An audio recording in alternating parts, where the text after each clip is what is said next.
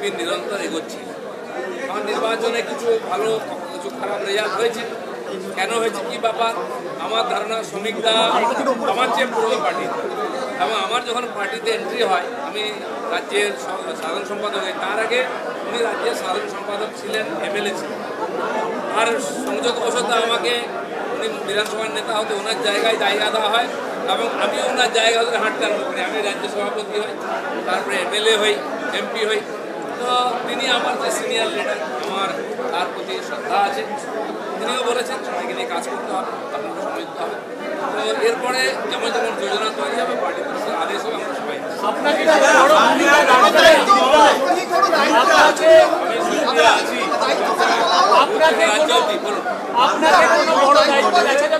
ধারণা তৈরি হয়েছিল 21শে মঞ্চে দিলীপ ঘোষকে তৃণমূলের মঞ্চে দেখা যাবে, এবং আজকে আপনার আশা এবং অনেক বিজেপি কর্মীরা তারাও একটা ধারণা ছিলেন যে দিলীপ বাবু কি করবেন, কি বলবেন তাদের?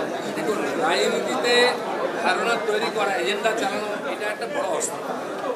পশ্চিমবঙ্গ রাজনীতিও চলছে, কিন্তু আমার মনে হয় ভারতীয় জনতা পার্টির কর্মীরা যাদের মনের মধ্যে একটু এরকম দোলচলা এসেছিল, এটা আশঙ্কার মেঘ ছিল, সেটা কেটে যাবে, এবং তারা একসঙ্গে মিলিত হয়ে লড়াই করে পশ্চিমবাংলায় পরিবর্তন।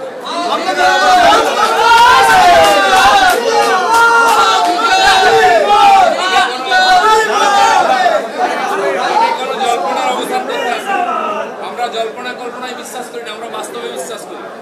আমি স্লোগান দিয়েছিলাম 19 সালে, 19 से हाँ 21 से साफ।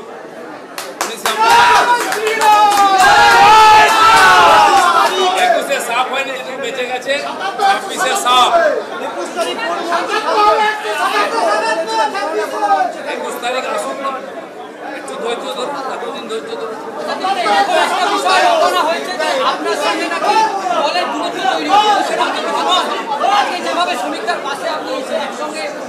দূরত্ব তৈরি হয়েছে কি হয়েছে? দূরত্ব প্রশ্ন নেই। আমি বিজেপিতে আছি, বিজেপির কাজ করছি।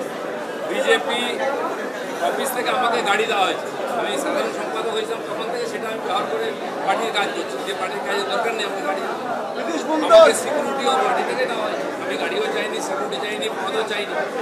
আমাকে যোগ্য মনে করেছে পার্টি, যা যা কাজ করা করেছে, আমি এটা করার চেষ্টা করছি। আমি কথা বলেছিলাম যে আপনি কবে থাকবেন, আপনার সাথে দেখা করতে যাবো, সম্মান জানাতে যাবো।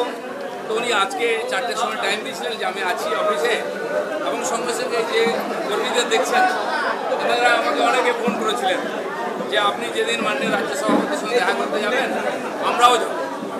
তাহলে আপনারা এতজন গেলে এই জায়গা নেই এখানে, আমি না আপনার সঙ্গে যাবো।